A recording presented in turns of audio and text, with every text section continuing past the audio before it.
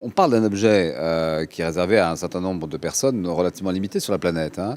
Même en France, vous savez, il y a de plus en plus de gens qui consomment de la culture, mais il y a de plus en plus de cultures consommées, mais c'est toujours les mêmes. Donc pour l'instant, c'est un objet réservé. Donc ce qui va se passer dans les 20-30 ans, c'est que cette culture va être partagée par un nombre croissant d'individus et que sur les 7 milliards d'humains, actuellement, il doit y en avoir 1 milliard qui en profite un peu, et on va passer assez vite à 2 milliards. Donc ça a changé la donne. C'est-à-dire qu'il y a un marché, évidemment, pour ceux qui parlent de la culture à travers l'économie, mais que, évidemment, c'est un instrument extraordinaire d'émancipation et de liberté. Et dans 20 ans, ça sera, en effet, le ciment, je pense, des nations, très largement, et des peuples.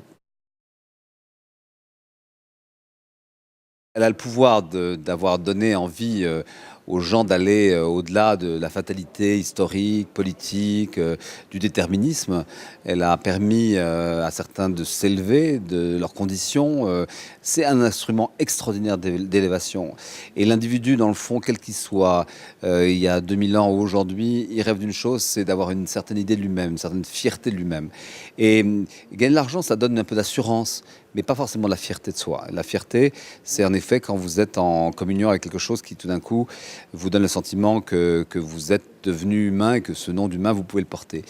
Et donc ce pouvoir-là, il est considérable parce qu'il agit sur chaque individu en même temps qu'il agit sur des collectivités, des peuples, des nations. La France est fière de sa culture, mais c'est un travail de plusieurs centaines d'années. Et chaque individu, plus ou moins en France, l'est. Mais c'est d'abord un travail personnel, collectif, et dans la globalisation, ça va produire en effet un effet assez formidable et qu'on n'a pas encore estimé ni chiffré.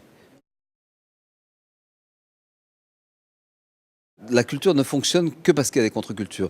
Et une bonne culture, c'est une culture qui produit son anticorps, si j'ose dire, c'est-à-dire la contre-culture.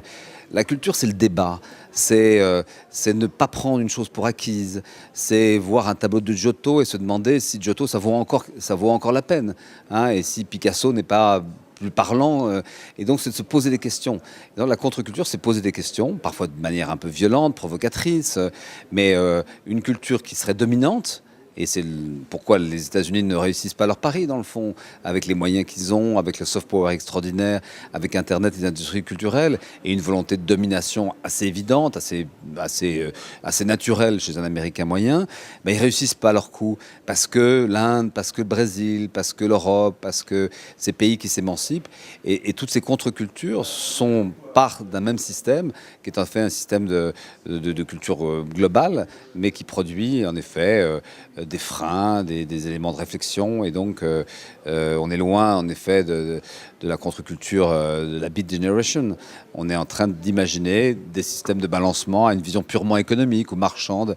Et donc, c'est la même phase c'est l'autre face de la même monnaie, voilà.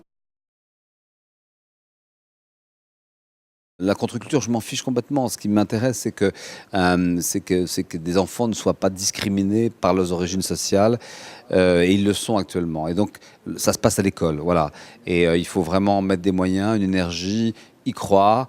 Et à ce moment-là, le cercle de ceux qui profitent de cette chose magnifique qu'est l'échange, le dialogue, ce cercle va croître, et ce pays ira beaucoup mieux.